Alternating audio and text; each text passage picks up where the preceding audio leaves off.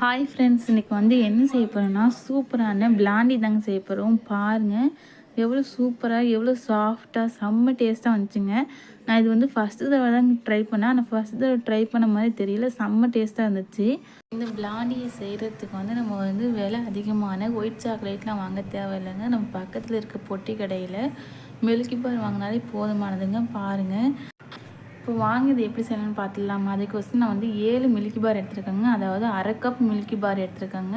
இந்த மில்கி பாரை பிரித்து இந்த மாதிரி உடச்சி போட்டுக்கோங்க. இப்போ இதில் அரை கப் எடுத்துருக்கேன்னா, இதுலேயே எந்த கப்பில் நம்ம அளக்கமோ அதே கப்பில் தாங்க நம்ம லாஸ்ட் வரைக்கும் எல்லா இன்க்ரீடியன்ஸையும் அளக்கணும்.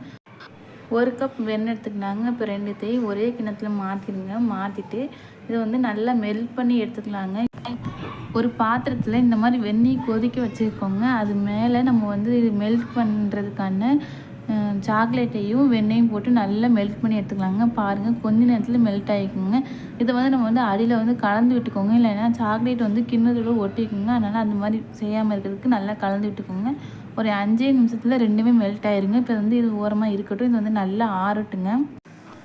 அடுத்தது ஒரு அரை கப் போல் மிக்ஸி ஜாரில் சர்க்கரை சேர்த்து நல்லா பொடி பண்ணி எடுத்துக்கலாங்க. பாருங்கள், இந்த அளவுக்கு பொடி ஆகணுங்க. இப்போ இது ஓரமாக இருக்கட்டும். இப்போ இன்னொரு பாத்திரத்தில் 1 கப் மைதா மாவும் நல்லா சளிச்சு எடுத்துக்கோங்க. கட்டிகள் இல்லாமல் எல்லாத்தையும் நல்லா சளிச்சிட்டு, இப்போ 1 கப் நம்ம சர்க்கரை பொடி பண்ணி வச்சுருந்தோம்ல, அதையும் சேர்த்து நல்லா சளிச்சிக்கலாங்க. பாருங்கள், இந்த மாதிரி சளிச்சிட்டு இப்போ இதுவும் இருக்கட்டுங்க. இப்போ ஒரு பாத்திரத்தில் 2 முட்டை சேர்த்துக்கலாங்க. 2 முட்டை சேர்த்துட்டு நல்லா பீட் பண்ணி வச்சுக்கலாங்க. இப்போ நல்லா பீட் பண்ணி வைக்கவும் என்ன செய்யுங்கன்னா, வெனிலா எசன்ஸ் சேர்த்துக்கலாங்க. வெனிலா எசன்ஸ் சேர்த்துட்டு நல்லா பீட் பண்ணிக்கோங்க. எதுக்காக நம்ம வெனிலா எசன்ஸ் சேர்க்கோம்னா, அப்போ தான் எக்கோட ஸ்மெல் தெரியாமல் இருக்கும். ஆனால் நல்லா பீட் பண்ணி வச்சுக்கோங்க.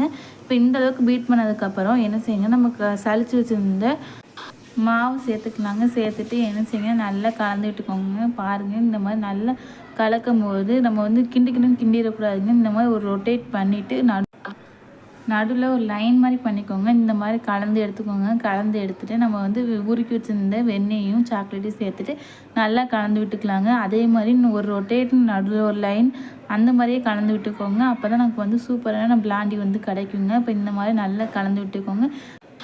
ஒரு பிளேட்டில் பட்டர் சீட் போட்டுக்கலாங்க. சீட் போட்டுட்டு என்ன செய்யுங்கன்னா, அதில் நல்லா பட்டர் அப்ளை பண்ணிக்கலாங்க. அப்ளை பண்ணிவிட்டு நம்ம கலந்து வச்சுருக்க பேட்டரை எடுத்து ஊற்றிக்கலாங்க. ஊற்றிட்டு என்ன செய்யுங்கன்னா, ஒரு பாத்திரத்தில் ஒரு ஸ்டாண்டு போட்டு 10 நிமிஷம் ப்ரீ ஹீட் பண்ணி வச்சுருக்காங்க. இந்த மாதிரி வச்சுட்டு அதுக்கு மேலே நம்மளோட பிளேட்டை தூக்கி வச்சுக்கலாங்க. வச்சுட்டு ஒரு மூடி போட்டு அதுக்கு மேலே ஒரு வெயிட் போட்டு ஒரு அரை மணி நேரம் கழித்து எடுத்துட்டால் நம்மளோட சூப்பரான பிளாண்டி ரெடி ஆயிருங்க. பாருங்கள், எப்படி ஓரத்தில் சூப்பரான கலராக வந்துருக்கு பார்த்தீங்களா?